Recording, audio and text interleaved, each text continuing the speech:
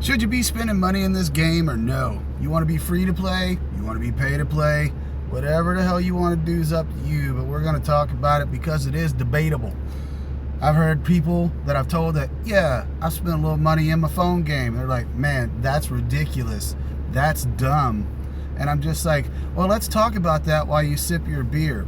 You just bought beer and you're going to piss that beer out in your backyard in the grass. Wake up tomorrow feeling groggy with a hangover and still got to go to work.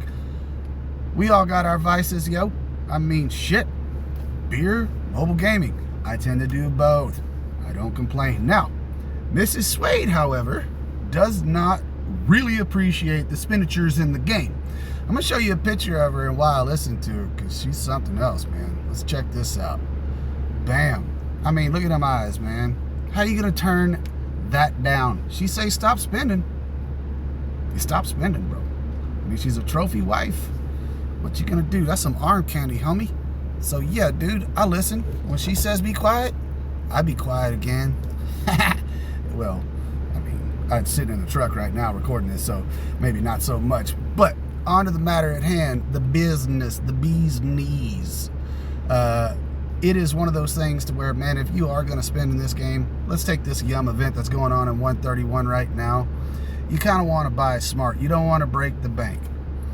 Unless you have a big bank. Try to break that bitch. Probably won't be hard. Me, on the other hand, I've been buying certain things. I'll show you sort of how I do this. There's barely a rhyme or reason to it, but it's not just willy-nilly buying stuff. So let's go into the warehouse and take a look. So you're going to see in here my heroes. This is where I tend to spend most of my money. It's going to be hero related. I have recently started spending on the tank to upgrade that guy, but not as much as I have on the heroes. Now this doesn't really do it justice until we get here. That's 18 pieces of equipment. Yes, I have gotten some from the arena event, also from VIP. Level 7 and level 8 is what I call a 2-for-1 purchase on the equipment. You get 2 pieces for 50 bucks, whereas when you buy the other pack, you're getting 1 piece for 50 bucks. So I've done that. This is part of the reason why, you know, I get in trouble. I drop a hundo in a day and the wife's like, bruh. And I'm just like, yeah, I know. That's not so good. We're ballers on a budget. Understood. But that is where my money goes. I call that buying smart. Okay. Now, can you do this free to play? Yes. The question you have to ask yourself as a free to play player is, do you want to be behind the 8 ball while you're trying to grow your account? Early on in the game, you can be ahead of a lot of people around you that aren't spending if you play it right. You're upgrading your heroes. You're making sure that your tank's being upgraded. Your buildings are upgraded properly. There is a video on that. Go check it out. I talked about that in the beginner's tips. It's something that if it's done right, free to play is going to work out just fine for you. But eventually, you're going to get your ass handed to you by someone that's even spent $100. That's just how it is. Now, as a free to play player, or pay to win, however you want to call it, I do recommend buying one thing because it will tremendously help you. And I also talked about that in the video. You're going to want to try to get that second lab.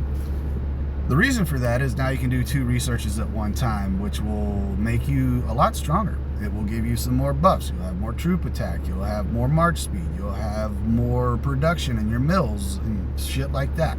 So it's very, very helpful because it does speed that process up. For $20 US, you can have that. In my opinion, that is very, very, very overpriced for what it is. It should be a $10 purchase, but whatever. I don't make the rules, the developers do. They own it, I don't. However, I can work around it.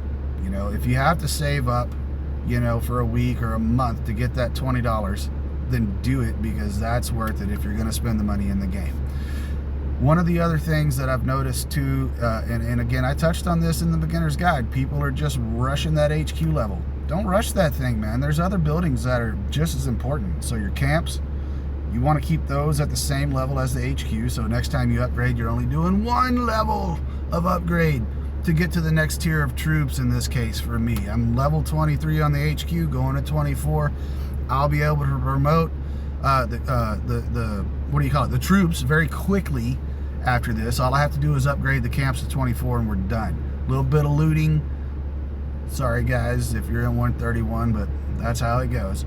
I'll be able to upgrade the camps.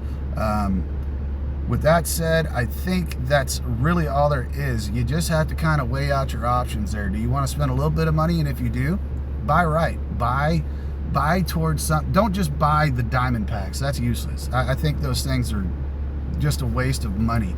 The other packs have diamonds in it. You're getting things like resources, speed ups, even VIP points that go towards the VIP. So that's good too. Look, I haven't done anything with VIP 9 since 2 days ago, maybe 3, and I've already got out 8,000 VIP points in there. And that's not from any packs that I purchased. That's just from, well, it might be, come to think of it.